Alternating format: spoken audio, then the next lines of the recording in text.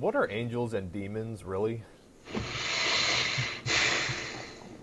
Words from your mythology. They are non-physical entities. You're aware of once you reach the non-physical dimensions, they are still beings, but they're not necessarily light or dark anymore. There's no good and evil in the non-physical. Many of your spiritual people, or whatever consider them such, think that the non-physical is all light, and there are only angelic beings and demons need to be in lower dimensions. That's just an interpretation of frequency. In reality, in higher non-physical dimensions, there is neither demons nor angels. It's just words you're using for non-physical beings, depending how you feel about them. So are they in the seventh dimension and higher? From what I understand, what you're seeing as such, yes. Okay. I'm, as you're aware, in some of the sixth dimension, and we already experience much less of a degree of good and evil. It is all more irrelevant, or rather relevant, depends who you're talking to. But because the relevancy is becomes irrelevant. And very much so, a lot of things you consider a conflict down there seems like a contradiction up here. And down there, up here, is not necessarily hierarchy in terms of betterment, it's just more compressed perhaps. There's less venturing off, less fast spread out. Therefore, for example, I can communicate with beings such as the reptiles, while those that hold those frequencies you perhaps consider lighter or darker cannot coexist in lower dimensionality. So even in my dimension, there's very little distance between what you call good and evil. We would not even use those concepts here because they make no more sense. However, in a non-physical, from what I'm aware of, they're virtually non-existent. There's just energy, no more good and evil or light or dark.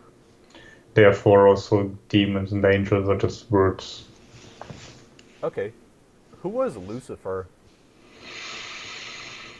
Lucifer was not necessarily something, it's more like a principle or a being, if you wish, which again you consider a demon or an angel. I'm much aware that David has been interested in this particular concept for a longer period of time, much more before he reached out to beings as me or the reptiles or any of us here.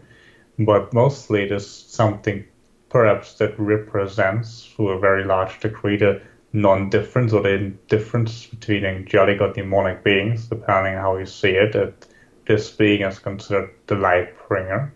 Reptiles, I believe, have perhaps a better understanding of this concept from where they're coming from. But light and the dark, I've used the metaphor numerous times, so I'm just sharing from them right now. Is the idea of a light house that's only needed in darkness, you're aware, for example, that would be the principle of Lucifer. It also has been used for many what you consider perhaps pagan societies before the advent of Christianity, particularly in the European region, but there were other examples of such names for such entities in other cultures. For example, in Persian mythology, to some degree, there was also the duality and the non-duality, certainly in ancient Egypt. However, it is in the modern world that very often this being has been equivalent with Satan, which is not really the same principle, it's a much different entity. It is more of a being that is somewhat a reflection of what you have also been considering the archangel. Okay. I'm looking for the correct term. Again, those beings of demonic or angelic nature are just your interpretation. There was a certain conflict between people that were literal people that were also overlapping in the actual angelic or demonic, whatever you want to call them, realms. Because many times in history, people from Earth were being taught information quite physically from people that landed on your world and they misunderstood them completely. And now your mythology is based to a large degree on this understanding. I'm trying to decipher here. There was a certain person who became known as Archangel, and quite. It could be Michael from what I'm aware of, but again, those are just words that you have from your own mythology. But in many ways, there was the war of the gods, and in the Greek mythology, for example, you have Prometheus, and in the Germanic mythology, you have Loki, and literally many other of those older cultures before your modern religion ideas. There were similar aspects. I believe the person of Faust from the West's own modern culture, from a poet that's just a few hundred years ago represented the same principle. And it simply is to a large degree based also on ancient.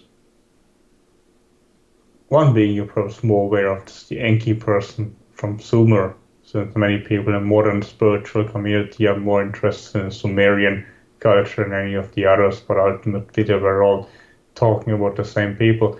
So the person that brought fire to humans, in many ways that's a metaphor.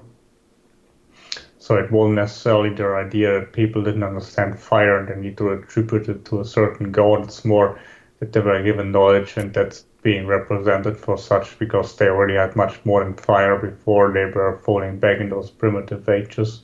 And also the idea of creating humans and the idea of perhaps the Luciferian Rebellion against creation itself. In a way, it's a part of creation.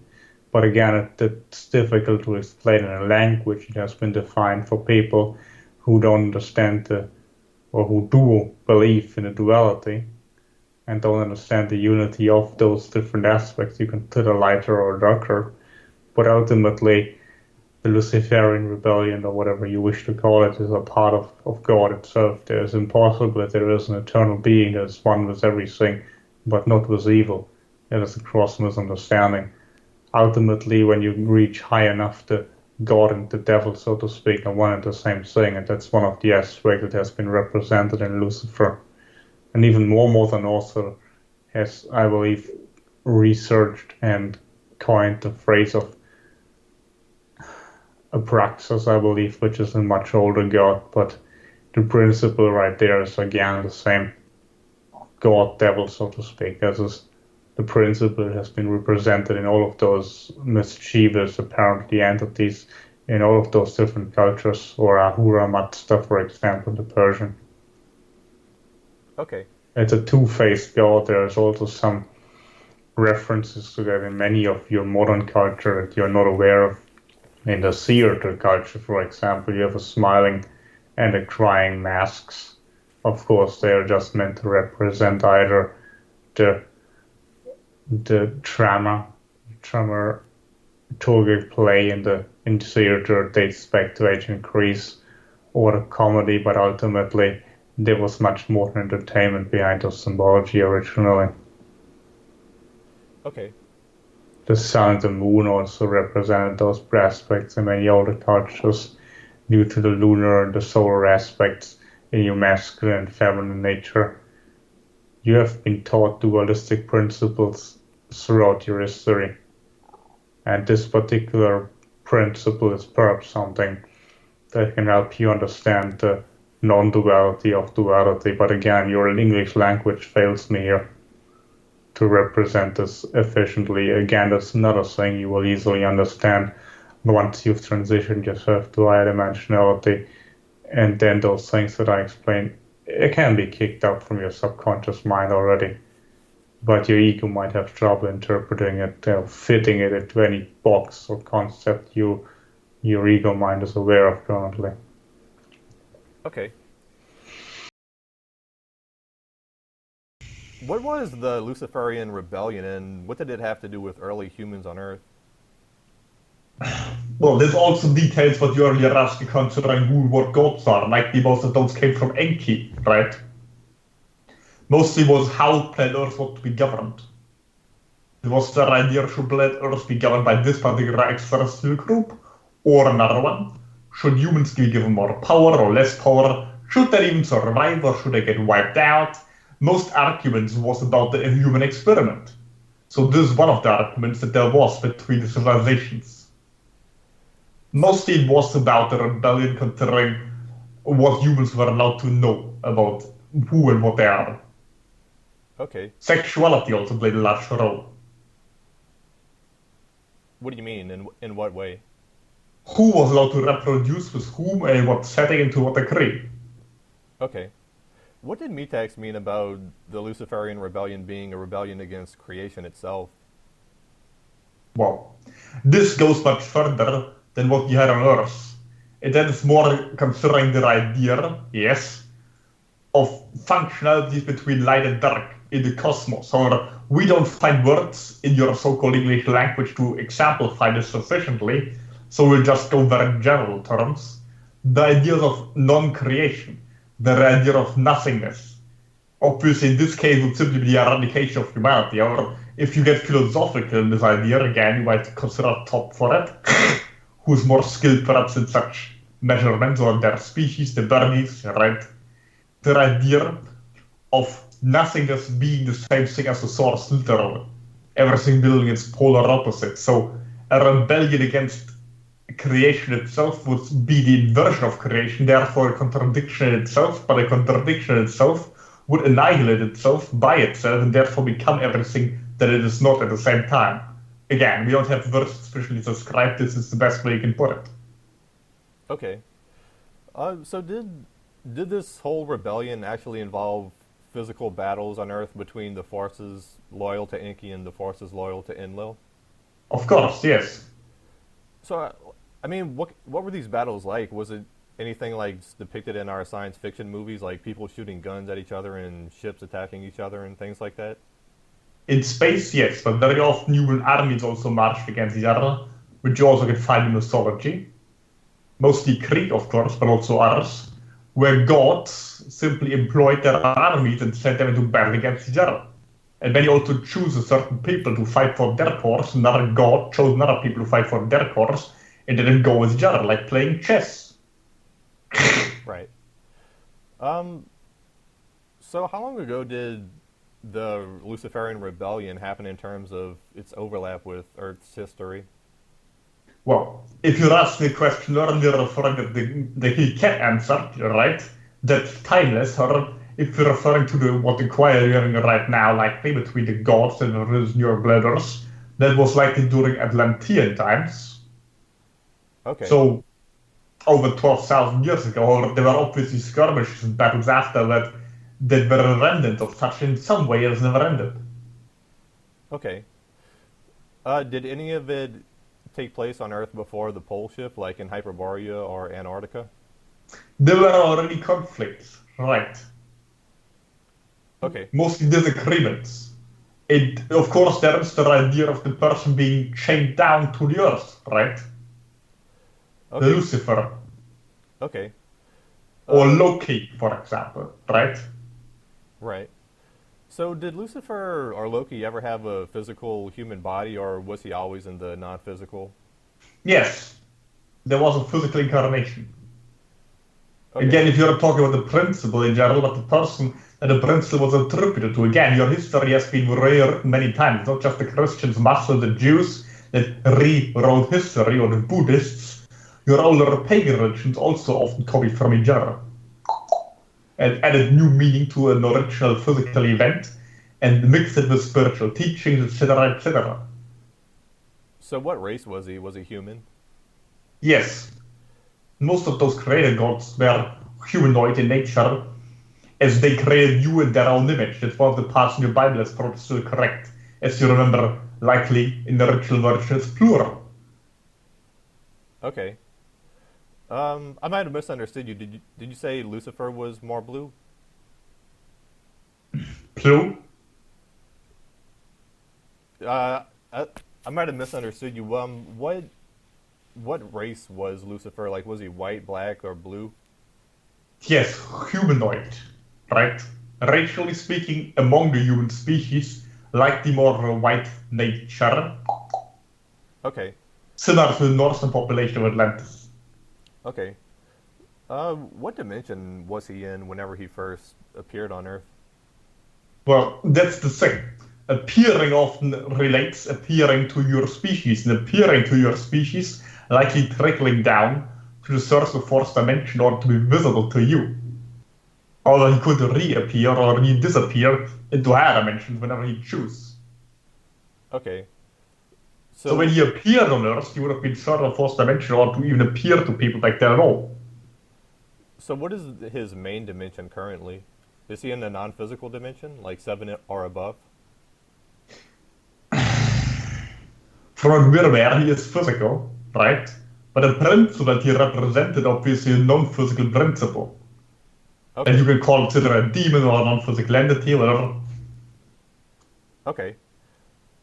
So, has he always been both light and dark at the same time? Again, that's the principle that's been attributed to him due to his twin nature, so to speak, in your history. Now, the principle itself is the same principle as the praxis, as been formulated by one of your more modern philosophers, right? Right. However, the person himself has obviously had a certain function, and if you can divide it good and evil, depends what perspective you look from. You would like to consider him evil if you're looking from Enlil's perspective, right? Okay. Or on the other hand, you consider him pure light if you're looking from his perspective. Okay. Now, Metax said Lucifer is somewhat a reflection of a certain archangel. Do you know which particular archangel he is? Is it Michael? Well, as a reflection, yes. As an opponent, that's in one way you're fighting for the same cause, because when you get the non-physical again, things look much differently. You're mixing up philosophical concepts here, it's very common in your more modern religion, with simple people that have two arms and legs and walk your planet. Okay. So, who was Archangel Michael? Is that just a fictional character that was created later, which was really Lucifer, or was it a totally separate person that really existed? A separate person that really existed, but obviously much has been attributed to him, and some things have been taken away, etc., etc. Okay. Who was Prometheus, and how is he connected to Lucifer? Like the same person. Okay. So does Lucifer have any connections at all to Satan? Again, another word for another person, or many times words in your language have been changed and they got mixed up, and God projected a certain label on the other one, etc., and sometimes it has been used for different people, right? Right. That's what we referred to earlier when you talked about the few different pantheons of Sumer and Egypt. Okay. Now, I know the idea of giving fire to humans is a metaphor for giving knowledge to humans, but what does this have to do with the Luciferian Rebellion? Well, that was the idea of the Enki person earlier. We already touched upon that. The idea that was given too much information to humans, for example, again, the idea for protection, right? That was also a metaphor. The original sin, right? It wasn't because sex is evil, because he did dirty things.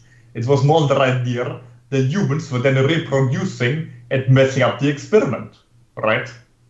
Okay. It was not supposed to happen. Okay.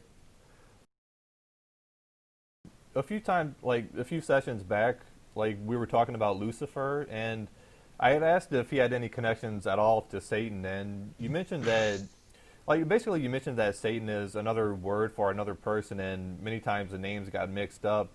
But I'm still not quite clear on whether Lucifer and Satan have any connections. I mean, were they I don't know, allies or anything like that? Yes. Well, again, you're coming very much from the religious interpretation of those mythological stories, or they're coming from older stories, but they might make more sense to you if you really want to investigate those ideas.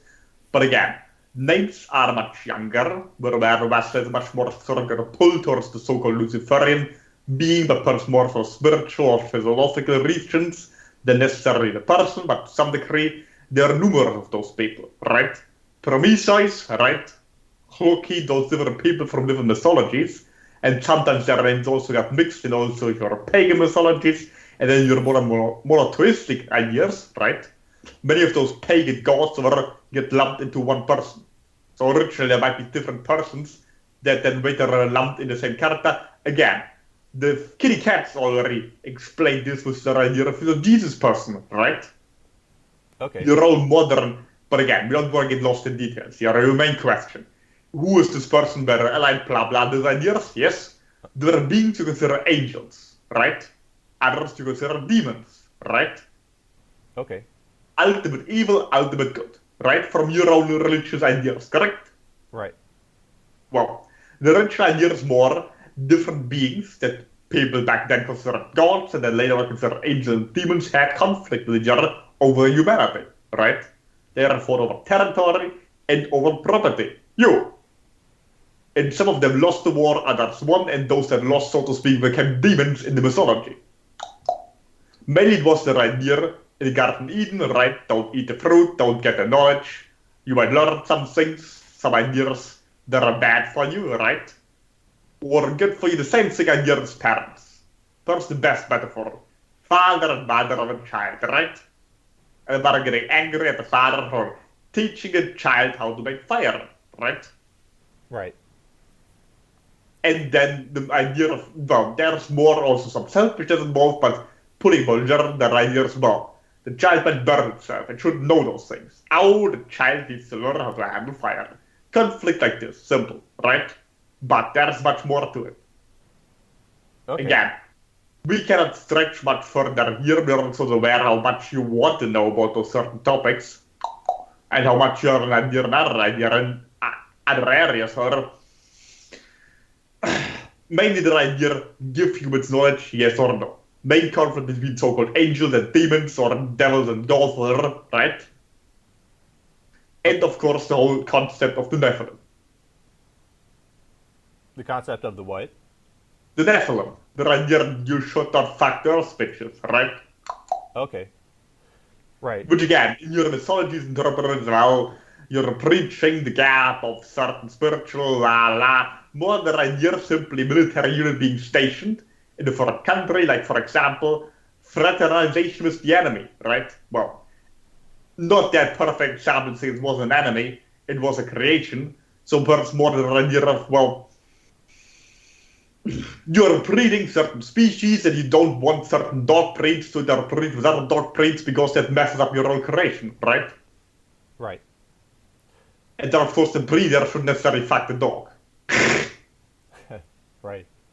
Which is kind of what happened in this case, except there's not that much difference obviously as between human and dog, so there could be an offspring, and then the offspring was more like the ones that created them rather than as much differentiation as there was wished by some crew and not so much by others. And that's how you got the whole conflict between angels and so-called fallen angels that then became demons or devil or whatever. Okay. They fell because they didn't obey order. So they went to a different spiritual level or whatever. They just were demoted, so to speak. So, is there any truth at all to the biblical version of Lucifer, where he and 1/3 of the angels launched a rebellion against God himself, but were defeated and kicked out of heaven and became fallen angels? Well, again, your so-called fallen angel are simply those that get demoted. And your so-called God was not source energy in this case. In your mythology, in your mythological, particular Mesopotamian region, reinterpreted those stories, since those stories happened in numerous regions, including Atlantis at the time. There are so much convoluted areas there that we can hardly make any sense of what we were trying to justify from your own religious teachings. Or yes, there's some truth to it, but the interpretation is completely off. So who was... It was mainly about the recreation with humans. Okay. So who was the so-called god that the rebellion was launched against? I mean, was it just somebody from the Anunnaki like Anu? Well, your so-called Anunnaki is just also a term from your own planet for those beings, different regions, different cultures, and different names for them. But yes, the person was called Anu in this particular mythology, not the source energy that the rebellion was against, yes. But then again, rather his own son that later became like the Yahweh entity, right? Okay. And then his son who likely became the Allah person. Many of your modern monotheist religions simply took one god and said he was the only one. Or she in some matters. Okay. So what was this so-called heaven that they were kicked out of? Well, likely it was referring to a region, not necessarily Atlantis or Hyperborea, but there was obviously some clustered area where there was a breeding ground. Okay. It could also have been a spaceship that was stationed in a region, but mainly it was a certain experimentation field, like a petri dish. Of course, a very elaborate one. Okay. So just to be clear, Lucifer wasn't either Enki or Enlil, correct? Again, a lot of identities of your older so-called pagan gods got subsumized under one entity when there were not as much room anymore in heaven, so to speak, for your own mythology. So Lucifer got some attributes from one and some from the other. As well as your Yahweh Jehovah person got some attributes from the one and some from the other. Okay. So is Satan both light and dark like Lucifer? Well, lighter and darker, those are words from your own understanding. Obviously, you re-identify what was the dark. However, when you're referring to those mythologies, depends who you're asking. Everybody, in one way or the other, has both lighter and darker aspects. Right, right. The old element of the one person's freedom fighters, the other person's terrorists. Depends who you're looking at. The one person's demon is the other person's god. Okay. So For example, if you have a tribal god of one particular crew, but they're waging war against the other, then for the enemy, they're going to be a demon, right? Right. So can you share a little bit about the general history of the real Satan? Like, where did he come from? Like, what involvement did he have on Earth? And basically, why is he so popular on Earth? Why do we associate everything evil with him? Well, likely this comes from the Enki interpretation, right? Those aspects that were translated from there because this person was supposed to give people knowledge. That's being associated with evil. Or some of the actions that the Enlil person, again, we are just using words here you're aware from the Sumerian mythology, but they have different names in different cultures, and those are also just names that are rather recent compared to original names. Or again, names doesn't matter, but using those that you are at least familiar with to some degree. Obviously, in Babylon, there are also different names again, etc., etc. And of course, the Great Flood, the eradication, and of course, the main person perpetrating this did not want to take responsibility for it. And later on, everything was more secluded away to the idea of, well, the one god of the one peoples that later became influential to the Christian religion, the Jewish peoples, right? Basically had the idea of, well, there's one god and this other god did all the good things, and the other person is probably doing evil things. Everybody who did something else are gods of other peoples, and they're all demons now, and they all did bad things.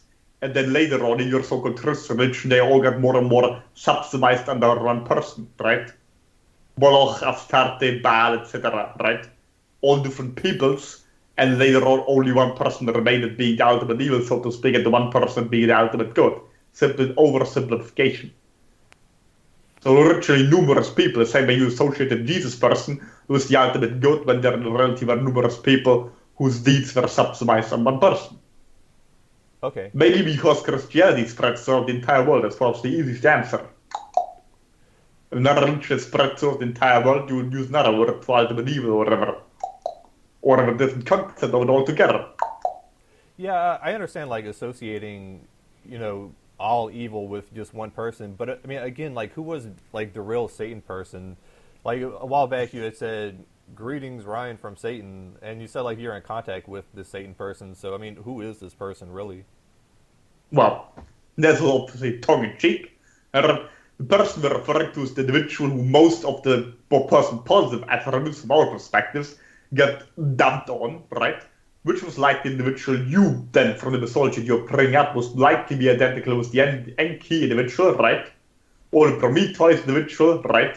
But again, different mythologies interpret the same person in different manner. So it's not saying one word from one mythology is necessarily another person from another mythology identically, because there are different time frames, and sometimes one pantheon is already the next generation of another pantheon, because many of those peoples moved from one culture to another. Hence, you having culture suddenly emerged in one area of your planet, and then suddenly another area of your planet, where previously there was hardly any culture and people were primitive, right?